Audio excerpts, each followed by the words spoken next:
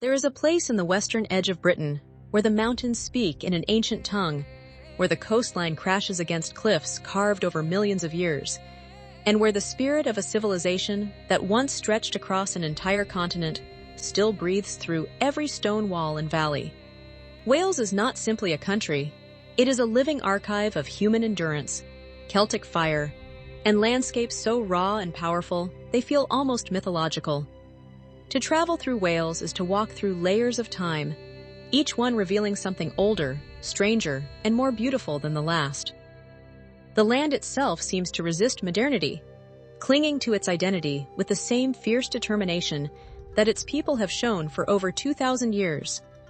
From the jagged peaks of Snowdonia to the sweeping shores of the Gower Peninsula, Wales holds within its borders a concentration of history and natural wonder that few places on Earth can rival. The Welsh language, one of the oldest living languages in Europe, still echoes through village streets and mountain passes, a direct thread connecting the present to an ancient Celtic world that most of the continent has long forgotten. This is a journey into that world, a journey into the wonders of Wales. Long before the Romans arrived on British shores, the Celtic peoples had already woven themselves deeply into the fabric of what is now Wales. These were not primitive tribes stumbling through the wilderness. They were sophisticated communities with complex social structures, rich oral traditions, and a profound spiritual connection to the natural world.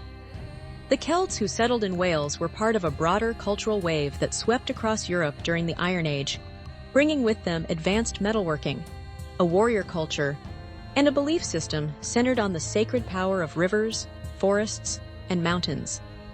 When the Romans pushed westward into Britain, the Celtic tribes of Wales resisted with extraordinary ferocity. The Ordovices and the Silures, two of the most formidable tribes in all of Roman Britain, held their ground in the Welsh mountains for decades, forcing Rome to maintain a heavy military presence in the region long after the rest of England had been pacified. This resistance was not merely military, it was cultural. The Druids, the spiritual leaders of Celtic society, maintained their strongholds in Wales, even as Roman power spread across the island. The island of Anglesey, known in Welsh as Ynys Môn, was the last great Druidic sanctuary in Britain, a place of such sacred importance that the Romans launched a deliberate and brutal campaign to destroy it. The Roman historian Tacitus described the scene as Roman soldiers crossed the Menai Strait to face rows of Druids with their hands raised to the sky, calling down curses upon the invaders.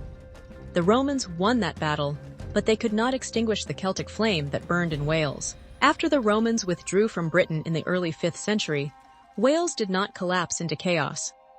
Instead, it reorganized itself into a series of powerful kingdoms, each ruled by princes and kings who traced their lineage back to the great Celtic warriors of the past. Gwynedd in the north, Powys in the east, and Deheubarth in the south became the three great pillars of Welsh political life, each producing legendary rulers whose names are still celebrated today. Among them, Llywelyn the Great stands as perhaps the most towering figure in Welsh history. In the early 13th century, he united the Welsh kingdoms under a single authority for the first time, negotiating with English kings and European powers as an equal, and earning the title Prince of Wales in everything but formal recognition. His grandson, Llywelyn the Last, would carry that title officially, only to fall in battle in 1282, marking the end of native Welsh rule. The English response to Welsh resistance was architectural and overwhelming. Edward I of England constructed a series of massive stone castles across Wales that remain among the most impressive medieval fortifications in the entire world. Caernarfon, Conwy, Harlech, and Beaumaris form what historians call the Iron Ring, a chain of fortresses designed to encircle and suppress the Welsh population.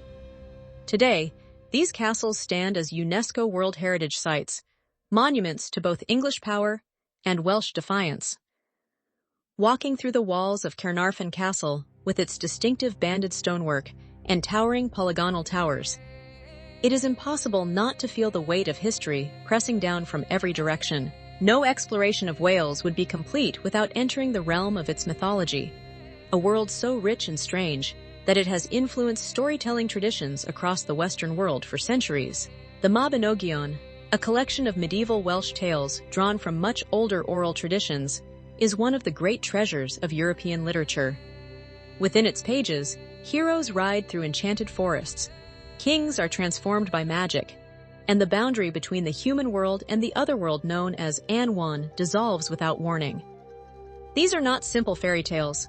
They are sophisticated narratives that encode the values, fears, and spiritual beliefs of the Celtic people who created them.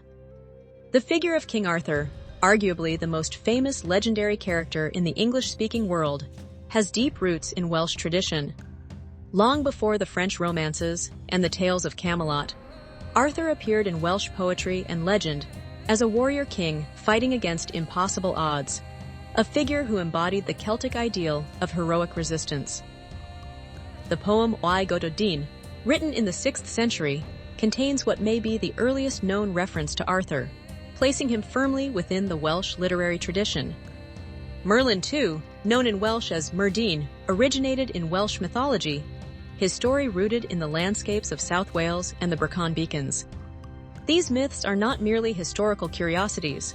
They remain alive in Wales today, celebrated in festivals, embedded in place names, and carried forward by a culture that has never stopped believing in the power of its own stories.